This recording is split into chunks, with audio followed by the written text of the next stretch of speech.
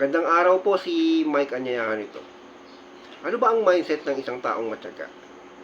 Ang taong matyaga ay ay hindi sabik sa hinaharap. Pagkos ito ay ito ay nag-e-enjoy sa proseso sa kasalukuyan. Pag sinabi kasi nating matyaga, ang naiisip natin ay yung taong gagawin ang lahat para sa sa kagustuhan niya sa hinaharap. It seems na ang mindset niya ay goal-oriented siya. Pero, sa totoo, kabaligtaran. Ang totoong matyaga ay hindi masyadong gigil sa kung ano ang mapapala niya sa hinaharap. Although nandiyan yung nandiyan yung hangarin niya na makinabang someday sa mga ginagawa niya. Pero hindi yun ang hindi yun ang focus niya. Although nandiyan yung pangarap niya. Meron siyang objective or goal. Pero hindi yan ang hindi niya binubuhos ang enerhiya niya sa pagtingin doon sa hinaharap. Mas focus siya sa present na ginagawa niya. At yung ginagawa niya, yun yung minamahal niya. Mas secondary na lang yung goal niya. So para sa kanya, meron siyang gustong puntahan, at malayo yun, malayo. Pero para makarating doon, kailangan niya ng masasakyan, para mabilis makarating doon. Paano kung wala siyang mga sasakyan? Di ba? Magtsatsaga ka lang na lakarin yun. Sige. Pagtsagaan. Ngayon, yung taong matyaga, ini-enjoy yung paglalakad niya.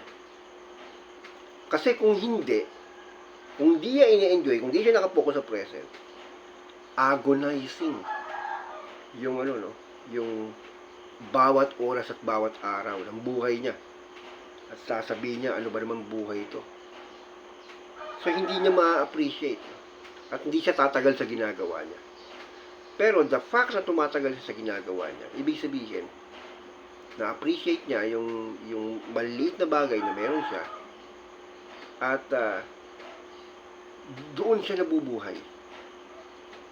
Para sa kanya, sige, okay na, masaya na ako rito, dahil baka sa maliit na bagay na ito, dalhin ako nito sa mga hinahangad kong malaking bagay. Pero, dumating ngayon o hindi, at least, sapat, happy na ako dito.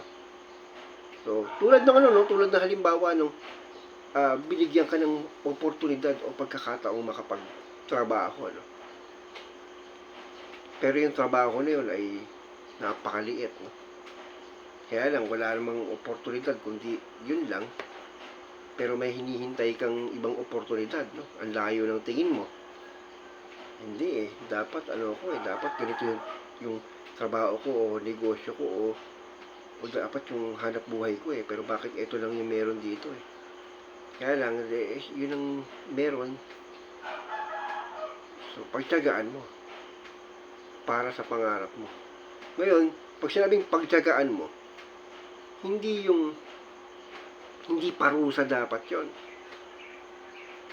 Dapat yon ay pagpapala, Dapat ang tingin mo ron ay pagpapala.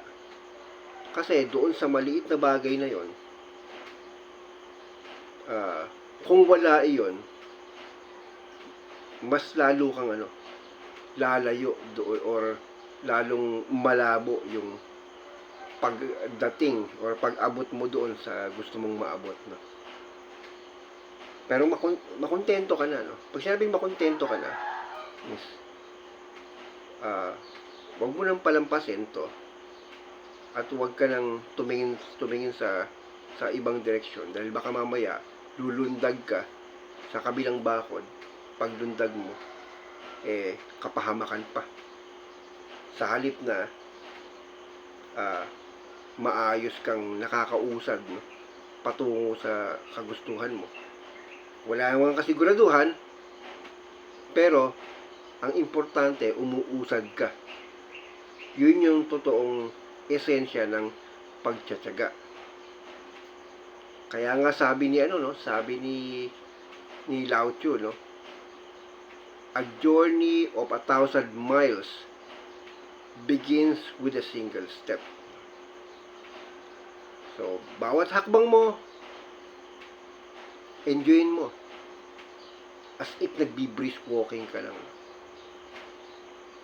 At wag mong isipin kung ano yung lugar na kapupuntahan mo, no? Kasi malay mo, no, yung mapupuntahan mo pala mas mainam pa kaysa ron sa hinahangad mo. Hanggang dito na lang po. Ito po si Mike Anyayahan. May the force be with you.